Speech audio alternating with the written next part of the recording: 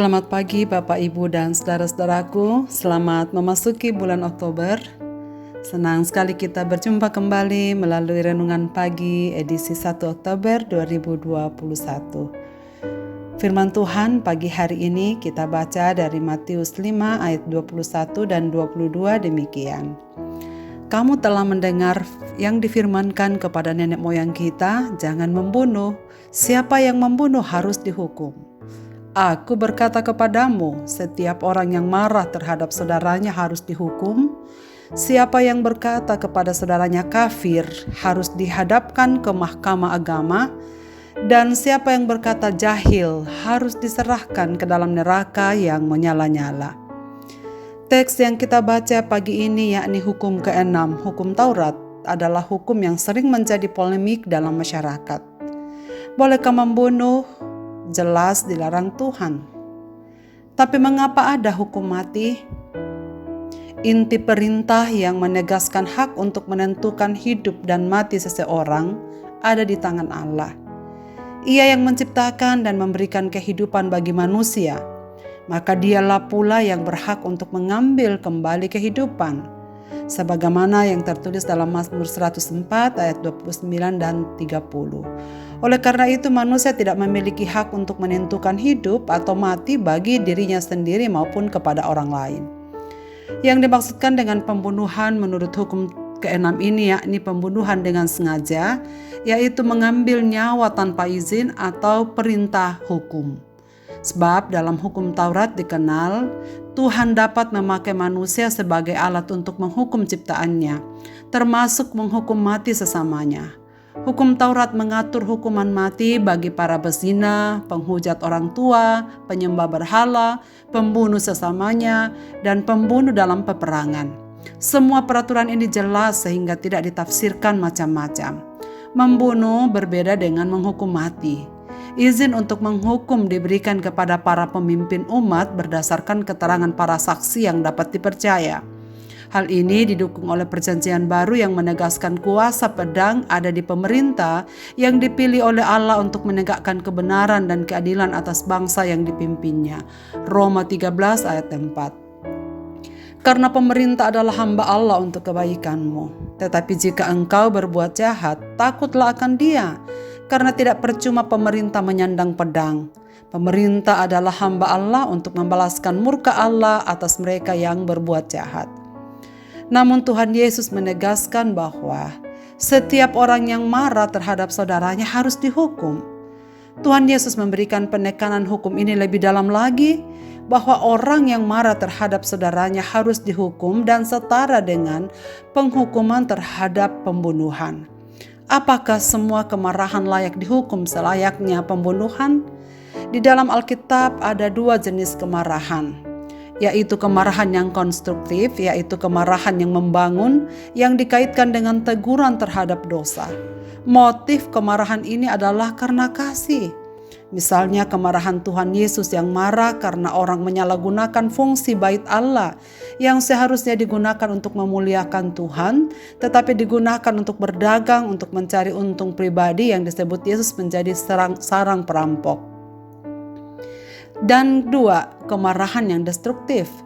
Kemarahan yang menghancurkan, penuh kebencian. Motif ini jelas bukan karena kasih, tetapi kebencian yang pada akhirnya berdampak pada keinginan untuk merusak, bahkan membunuh karakter dan nyawa seseorang. Dalam perjanjian baru bukan saja mengutuk pembunuhan, tetapi juga kebencian yang membuat seseorang menginginkan kematian, seperti 1 Yohanes 3 ayat 15. Setiap orang yang membenci saudaranya adalah seorang pembunuh manusia. Dan kamu tahu bahwa tidak ada seorang pembunuh yang tetap memiliki hidup yang kekal di dalam dirinya. Dan orang yang sudah menerima hidup kekal dalam Yesus Kristus pasti akan menghargai hak hidup orang lain. Dengan kata lain, hanya orang yang belum hidup baru akan membenci sesamanya, bahkan akan membunuhnya. Saudara sekalian, menurut Tuhan Yesus, kemarahan karena kebencian terhadap sesama tak hubungannya dengan pembunuhan terhadap sesama, tak menghargai hak hidup sesamanya sebagai gambar Allah yang harus dihormati, dijaga, dan dikasihi.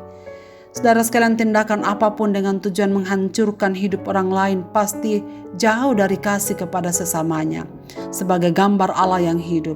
Itulah sebabnya Tuhan Yesus mengatakan tindakan ini patut dihukum. Saudara-saudaraku, sebagai umat yang sudah mendapatkan hidup kekal, marilah kita belajar untuk saling mengasihi dengan cara menghargai hak hidup orang lain. Dengan mengasihi dan saling mengampuni, sebagaimana Kristus sudah lakukan bagi kita. Mari kita memandang sesama kita sebagai gambar Allah yang hidup, yang layak dihargai dan dikasihi, sama seperti Tuhan mengasihi kita sekalian. Marilah kita berdoa. Bapa di sorga, terima kasih banyak untuk firman-Mu pada pagi hari ini, yang kami dengarkan supaya menjadi pegangan bagi kami. Setiap kali kami mengingat saudara-saudara kami bahwa mereka adalah gambar Allah yang hidup, patut kami hargai, patut kami hormati, siapapun mereka, tak peduli latar belakang hidupnya. Kiranya Tuhan menolong kami supaya kami dapat menerapkan hukum ke-6 ini dalam praktek kehidupan kami untuk saling mengasihi sebagai saudara-saudara yang diciptakan oleh Tuhan sebagai gambar Allah yang hidup. Dimanapun umat-umat-Mu berada, mendengarkan firman-Mu pagi ini, biarlah mereka tetap dalam kasih setia Tuhan dan damai sejahtera daripada-Mu, yang membuat mereka hidup di tengah-tengah kehidupan mereka, terus menerus menerapkan firman-Mu, mengasihi saudara-saudara sama seperti mengasihi dirinya sendiri.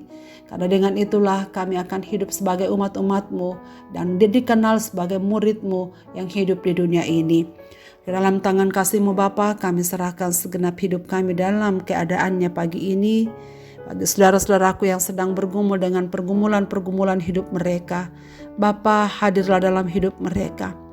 Mereka yang sedang menangis karena sedang berduka, ditinggalkan orang-orang yang mereka kasihi karena Tuhan panggil pulang ke rumahnya yang kudus.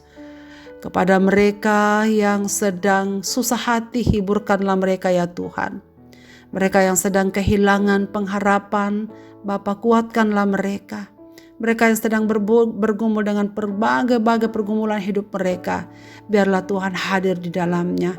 Dan kami percaya bahwa apapun yang terjadi dalam hidup ini, Tuhan selalu mengasihi kami dan selalu hadir dalam kehidupan ini untuk memberikan jalan keluar yang terbaik.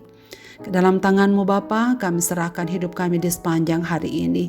Dengar doa kami berseru dalam nama Yesus Kristus Tuhan dan Juru Selamat kami. Amin.